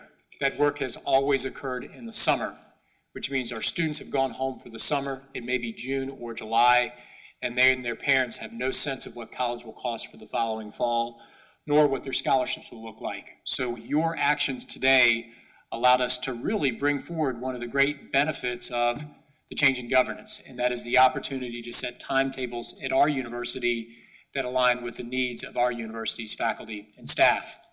In the tenure promotion decision, you amended an agenda to afford an opportunity for an incoming chemistry chair to be considered with tenure upon appointment. Under the Board of Regents, we would have had to wait until the fall for that to occur. So just a couple of small but very relevant examples of the impact of the focus change on our institution. I want to take a couple of minutes this morning, and I know in the agenda it's listed as 30 minutes. I probably won't take that long, but I may come close. So you may want to grab some of my Diet Coke there, Chairman Niswonger. First on enrollment updates. Our staff remains active in the implementation of our strategic enrollment plan. Over the past few weeks, we've attended signing ceremonies for scholarships. Trustee Ernst and I were together yesterday in Unicoi County for one of those events. We've had regional recruiting fairs in Chattanooga and Knoxville, and I know that Trustee Grisham was with staff in Chattanooga for a yield-related activity. I've visited high schools in Knox County where I physically handed scholarships to students before they had the opportunity to receive that scholarship documentation in the mail. And then tomorrow we will have 1,000 students and their parents on campus for our first orientation session. We remain within our budget confidence intervals. As you heard, our budget is predicated on an enrollment decline of 100 students, but we are hopeful that we surpass those budget confidence intervals and are able to replicate the work that we had in the fall. Our early indicators are positive, but there's uncertainty in the landscape. This is the last trustees meeting in the COLP for a couple of years. It will be interesting to see how the COLP renovations may or may not impact enrollment. But I do know that to date, they've not impacted housing.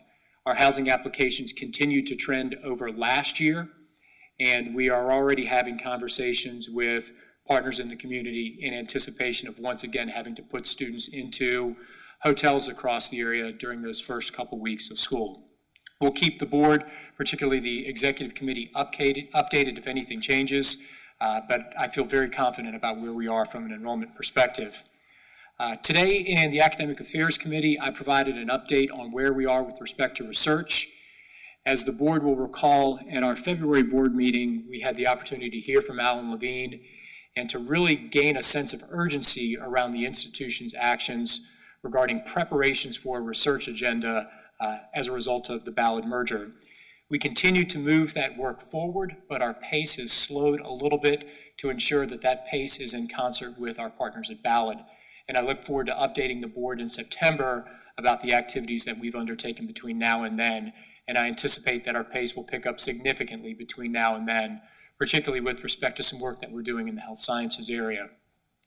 During the executive committee meeting of the board this afternoon, briefed the executive committee on conversations that are unfolding between the university and our partners in the city with respect to the Millennium Center, and look forward to, at the September meeting, bringing a full update to the board on progress made regarding the opportunity for deeper collaboration between the university and the city as it relates to the Millennium Center, with the potential opportunity for programs such as computer science to find a permanent home for themselves in that building. This is a period of the year in which we are having the opportunity to say congratulations to students. It's also a bittersweet period of the year in which we recognize that next weekend is commencement. But a couple weeks ago, Scott Carter and I had the chance at an event called the Night of Champions to recognize our student athletes for excellence, both on the playing field as well as off. Pleased to report that the tennis team, under the leadership of Coach Steigwart, won its 12th consecutive conference championship, 12 consecutive NCAA tournament appearances, but his first. So what a great first year, conference champs, NCAA tournament appearance right out of the gates. We had a solid spring football season. Look forward to briefing the board over the summer about some works that we're doing in the media rights area to potential bring to fruition contracts with entities such as IMG, which will really be game changers from a revenue generation perspective for the athletic department. But I want to share 3 numbers with you as it relates to athletics. And these have nothing to do with championships or marketing rights, etc. They have to deal with the work of our students. Next Saturday, 106 student athletes will walk across the stage and receive their degree. 86 student athletes were recognized for all American academic honors, and 73 programs of community service had participation from our student athletes throughout the year. So 106 graduates, 86 academic honors, and 73 points of engagement with major community service groups across the region. That's what our student athletes are doing day in and day out. I want to provide a couple of updates on the construction front. This afternoon, I hope you all can join us if schedules allow for groundbreaking on the Culp. This building will, and every time I say this, folks look at me and say, what are you talking about? We think we do a decent job of talking about things, but realize that for many this may be a first. So if you're watching on the web, if you haven't heard, we're closing the Culp in about 4 weeks, and we're going to begin major renovations on this building. The sequencing of office moves has already begun. ID Services has moved to the CPA, and over the course of the summer, the individuals who call this building home will move to the CPA, to the library, to Dossett Hall, and to other facilities across campus. Within the facilities use policy that you passed earlier today, you may have referenced new language on food trucks. That food truck policy required your approval so that way we can bring food trucks onto campus to offload dining services that will be removed as this building goes through renovation. But in addition to the Culp, we've got all the design and planning that's occurring for Lamb Hall. Building 60, which hopefully will have the chance for you to tour in the fall, will open at the beginning of the fall semester. And if you've not had a chance to look across state of Franklin, our steel package is in, and that building is beginning to bloom as the steel is starting to frame the Martin Center. So a lot of work that's occurring in that area. But there's a lot of additional work that's occurring all under the umbrella of one person, and that's Jeremy Ross. I joked with Jeremy the other day about skill sets, and Jeremy has more skill sets than I could ever begin to imagine, because in addition to leading this construction work, he's also leading the university through a complete overhaul of our human resource operations, as well as leading a search for a new public safety officer. So by the fall, we look forward to updating you on work we've done to streamline processes in HR, work that we've done to accentuate public safety on campus, and then some things we're doing to automate customer service and relations through a CRM in admissions in the graduate school. All of work that's underway, trying to get as much accomplished by the fall as we can. At a prior board meeting, you charged my office to work with staff to bring forward to you a complete review of Title IX within the athletic sphere. That work is being led by Dr. Richard Sander, and in September we'll provide to you his complete review of Title IX and compliance from an athletic perspective. On the legislative front, the General Assembly concluded its operations this week, and I really want to take a moment to thank Bridget Baird. She's not here today because I told her to take the day off. She's had a very active session, but I want to thank Bridget. And then I also want to thank Trustee Golden and Trustees Ramsey for their work behind the scenes. Many of the things that were brought forward to the university this spring were made possible because of your quiet leadership, and I thank you. This has been, from a legislative perspective, a relatively benign session for the university, but there was a lot of focus on higher education. There was conversations about increased oversight in dual enrollment, enhanced efforts around tuition and fee transparency, but the real conversation this session was on UT. There was a restructuring of the University of Tennessee system, similar to the restructuring in the Board of Regents, reducing the size and the profile of the UT system, and then the creation of advisory boards for each of their campuses. So it will be interesting to see how the UT system evolves through their focus process, just as it's interesting to watch the continued evolution of our university through our focus process. I would like to draw your attention to one budget note, and I want to thank, and we'll do this formally here in a few weeks, Representative Hicks and then Senators Crow and Lundberg for their support of a supplemental budget opportunity to provide $500,000 to support our opioid research efforts. This is, as you'll recall, something we moved forward last session. It was with us right till the end, but we took another crack at the apple this year and were successful in the receipt of funding. This will provide seed dollars, opportunities for us to recruit faculty to that Center of Excellence, and it really is a game changer for some of our efforts in those areas. Unfortunately, we were not able to yield a positive outcome in our conversations around the Gatton College of Pharmacy. As you'll recall, the board charged me to move forward in conversations with the legislature to create a funding line to equalize tuition and fees for in-state students to attend Gatton, but we had significant policy conversations. There's a recognition of the need to change the policy for Gatton, and we'll begin working on the legislative agenda for 18-19 here within the next couple of weeks. and we'll probably invite some strategic members of the General Assembly up for white coat ceremonies and commencement ceremonies so they can get a sense of the complexity of the Gatton College of Pharmacy.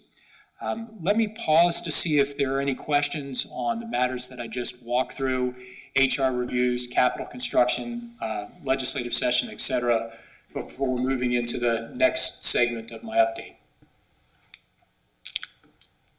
Okay, Mr. Chair, the next segment of my update, I want to draw attention to something that some in the audience may be thinking, why in the world is he talking about this? A couple weeks ago, this landed on my desk. Dr. Latimer had this in her briefcase yesterday. This is the Business Journal. And in the Business Journal, there's a media and branding expert that they quoted in a pretty long article and asked this individual to give her thoughts on major entities across the region. So, for example, she gave her thoughts on, right off the top of her head, the brand of the Bank of Tennessee. She notes, I associate it with Mr. Bill Green. It's a small business-centric organization. It has a strong brand as a local and regional bank as opposed to a national bank headquarters somewhere else. I think they built a brand that makes them feel very approachable. So she goes in multiple levels to talk about entities, but here's what she's had to say about ETSU. ETSU feels like some random liberal arts commuter school. So I look at this today as a way to share some things with you that I hope you can share with others. Because from my perspective, what this demonstrates is we still have a lot of work to do as an institution. We quite often can feel comfort in the things that we're doing. We grow attention and accustomed to the E, but we lose sense of the fact that many in the community do not see the things that we see on a daily basis. Because quite often as president, I don't do my job in sharing points of excellence with you. So if you would allow me a few minutes, I would like to share with you some of the accomplishments of this random little liberal arts institution that she describes as a commuter school. And by the time I'm done, I think you'll see she's off base. So let's start. U.S. News & World Report ranked our College of Nursing 28th in the nation in online graduate nursing programs. U.S. News & World Report designated our College of Nursing as the best and only Tennessee school among its top online nursing graduate programs, and ranked 61 in the country. Our Masters of Science and Nurse Practitioner program was ranked the 20th most affordable such program in the country. Our Quillen College of Medicine was ranked 7th in the nation for its focus on rural medicine training by the U.S. News & World Report. The Quillen College of Medicine has been ranked in the top 20 in the nation for producing physicians who go into family medicine.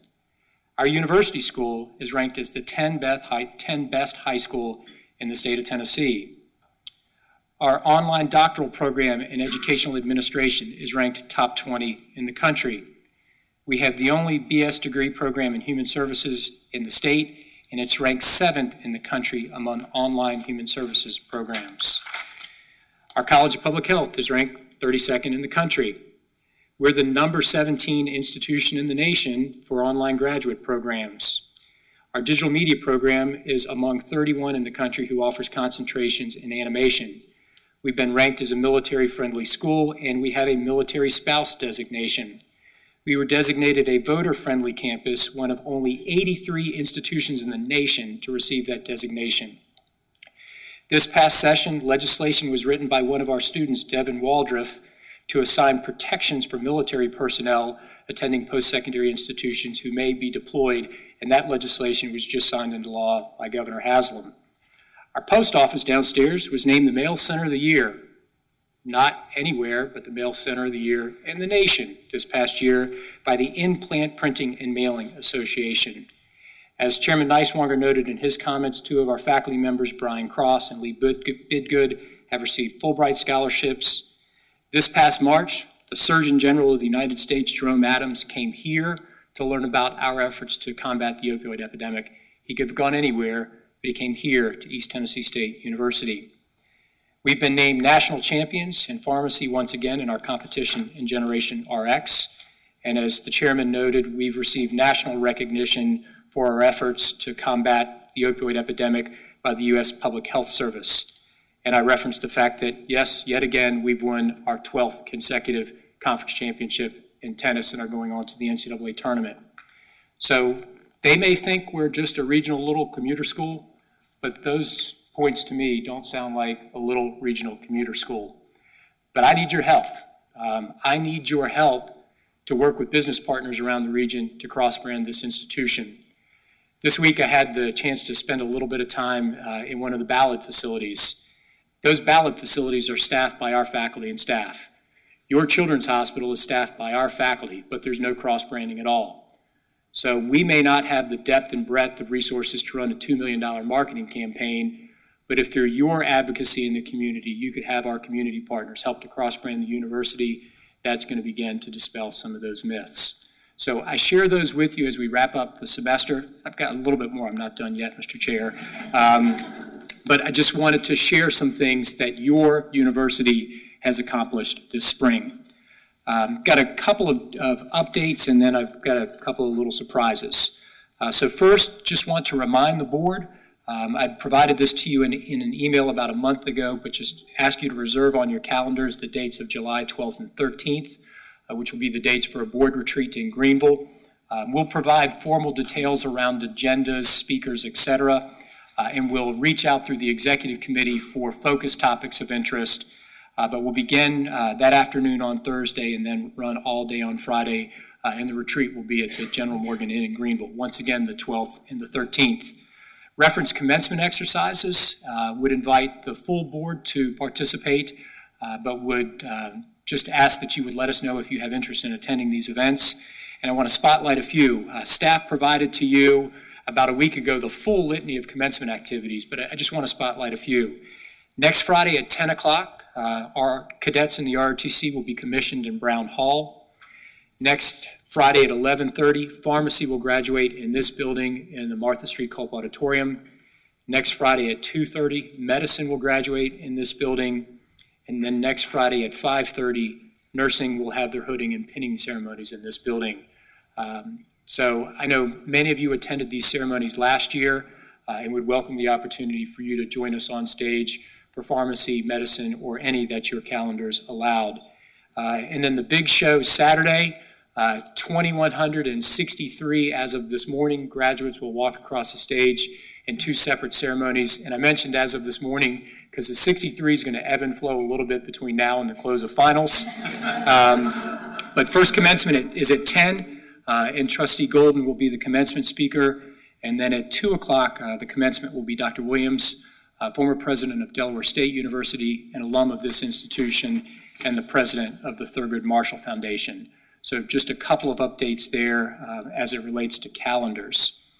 Now would like to begin to transition someone up to the podium, but as she's coming forward, I just want to share a little bit of a story.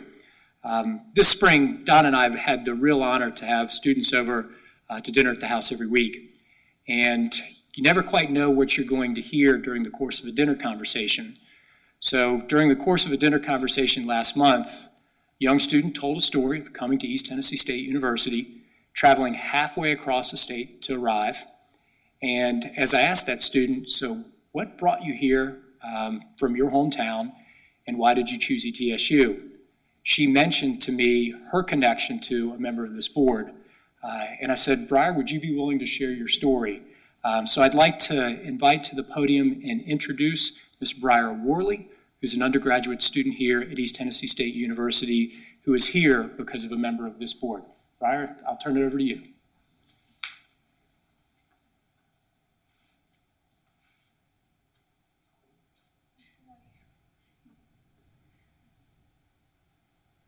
Hello. So first and foremost, I would love to thank Dr. Noland and the Board of Trustees for giving me this opportunity to come up here and speak. I'm not the best public speaker, please bear with me, very nervous, but as Noland said, my name is Briar Worley. I am an undergraduate here at East Tennessee State University. I am currently pursuing a bachelor's degree in mass communications with a minor in digital media. I came to ETSU from a small town named Sardis in West Tennessee. I'm not confident that Sardis ever had more than 400 people living in it. Actually, we didn't even have a red light. We had a single stop sign in the middle of town in a really inconvenient location. So it wasn't much help anyway. In fact, Sardis and the surrounding areas were so tiny, we all funneled together into one high school, Scotts Hill High School. So from my sophomore year, I knew that I wanted to attend ETSU. I did, and it's one of the best decisions that I've ever made in my life. Compared to who I was before I came to ETSU, I'm proud to say that I'm pretty unrecognizable as a person. Me at high school, I mean, I'm still nervous, but me in high school, I might have fainted walking up here. There's no way I would have even been able to speak in front of you all. I have grown so much as a person. I have different beliefs, different opinions, even different dreams, and I owe the growth of that. I owe my growth to my experiences that I've had at ETSU. I really can't imagine my life or where I would be had I not driven the 400 miles from Sardis to Johnson City those 4 years ago. The time I spent here has had such a monumental impact on my life, it's almost surreal to believe that it didn't happen. Education is expensive, and at the time, right after I graduated high school, I didn't fully appreciate the impact of a very important scholarship I received. The Ayers Foundation Scholarship has helped me so much. It has been $2,000 a semester over the last 8 semesters for a total of $16,000. Had I not had that help, I would have not have been here. And I remember meeting you, Miss Ayers, at high school. We talked for a bit, and you told me that, yes, that you had received your bachelor's degree at ETSU as well.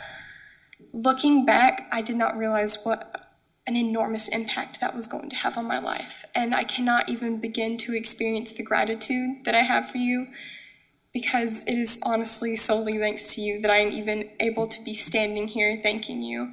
I have wanted to thank you for so long, and I am thrilled that I have the opportunity to come up and let you know how grateful I am. I'm getting emotional. This has changed. I'm getting emotional. This has changed my life. I'm shaking. It has changed my life. I can't even begin to tell you how grateful, how filled with gratitude that I am.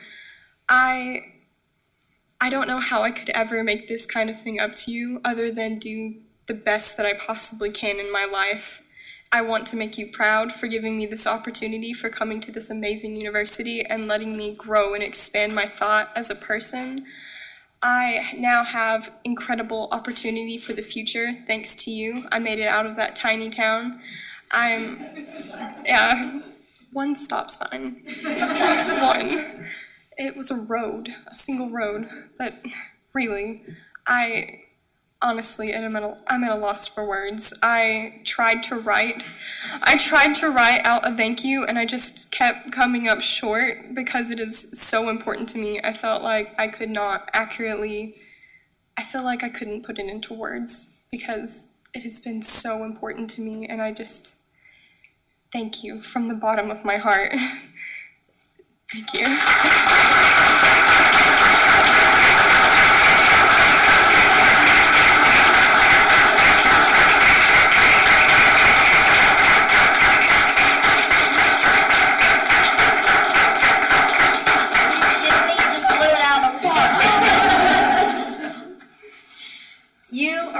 Example of what ordinary little girls from a small town can do extraordinary things. So besides the birth of my 2 beautiful granddaughters, this is the highlight of my life so far. So it makes me know what we're doing is worth it.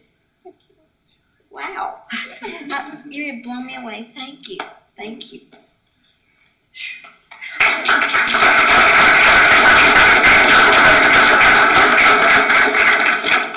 So just as a point of context, we're having dinner at the home, and Briar tells her story. I had not met her before, and just the thought of how small worlds are and how closely worlds are interconnected. So rather than me telling you stories of students, I thought this was a perfect opportunity for Briar to share her story with you.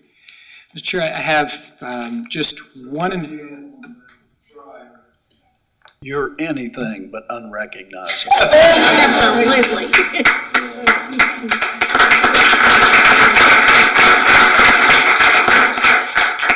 So, Mr. Chair, I have one more thing, and then I'll bring my comments to a close. I mentioned prior that this is a bittersweet season in the academic year. It's a period of time in which students that we have invested our heart and soul as they've moved through their undergraduate career will now next Saturday graduate. But it's also a period of time in which individuals who have been fundamental in creating aspects of the institution are moving on to the next phase of their career.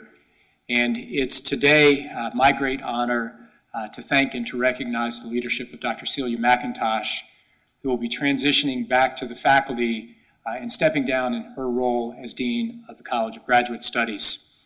Dr. McIntosh, in many respects, has built every aspect of the College of Graduate Studies at our university, from the expansion of programs to enrollment growth, to providing a venue for conversation, dialogue, and problem solving. She's an outstanding colleague. Now, she's not leaving us. As I said, she's going back to her lab. She's a prolific researcher and will go back to her love within the lab. But a little sidebar on Dr. McIntosh before bringing her forward. She's also a pretty advocate basketball fan.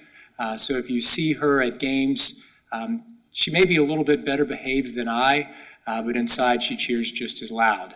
But she is a great colleague, a wonderful friend. And Dr. McIntosh, on behalf of the Board of Trustees, I would like to present you with this resolution of our appreciation for your contributions to the university.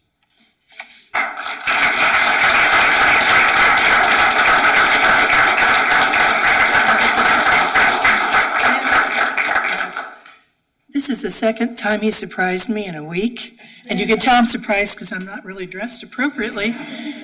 It has been a real honor to be the Dean of the School of Graduate Studies and to see it through so many changes, the growth, the excitement. It's been my honor to work with the wonderful staff, all the faculty that really drive graduate education on this campus. And I've really enjoyed the let's see how we can do it attitude of Dr. Nolan. When you have a good idea, let's see how we can make it happen. That's been wonderful too. And I'm not going away. I still will be here and I'll be active and I'll be cheering loudly from the sidelines.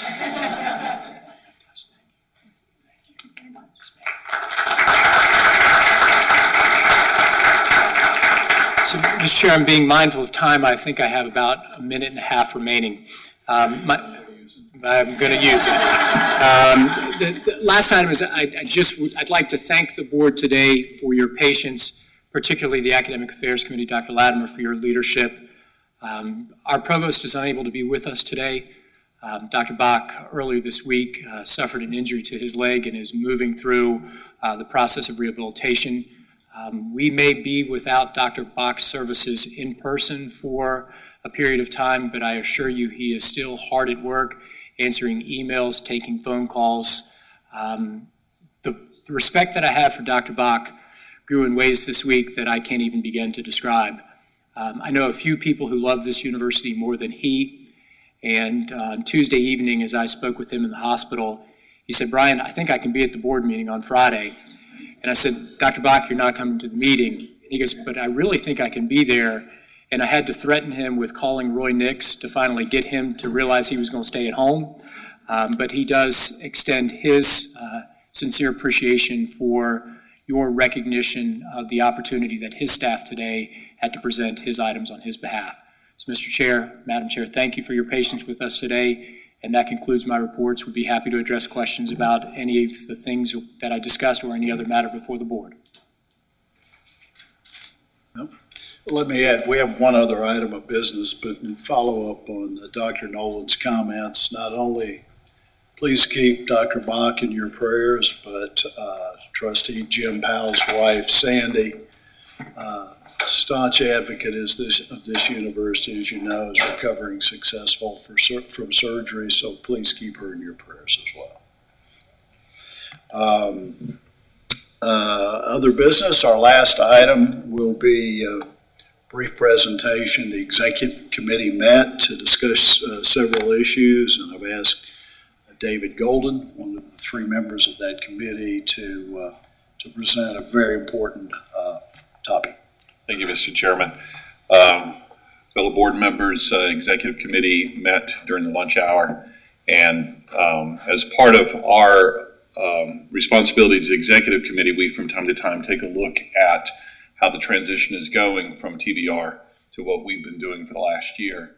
And one item, one work stream, and we've seen several items today and in previous board meetings of that transition from TBR to the focus board.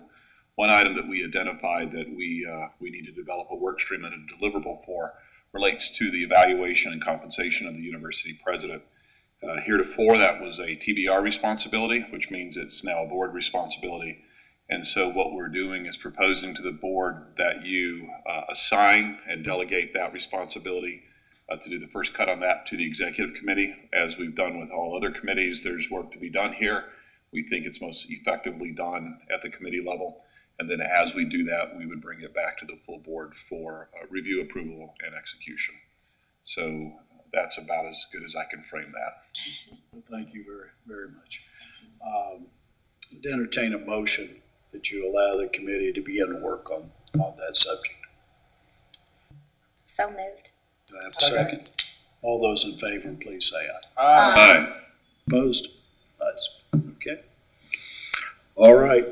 Does anybody have anything else to come before the board today? If not, I would say this has been a very good meeting, and it's a great day to be a Buccaneer. Meeting adjourned.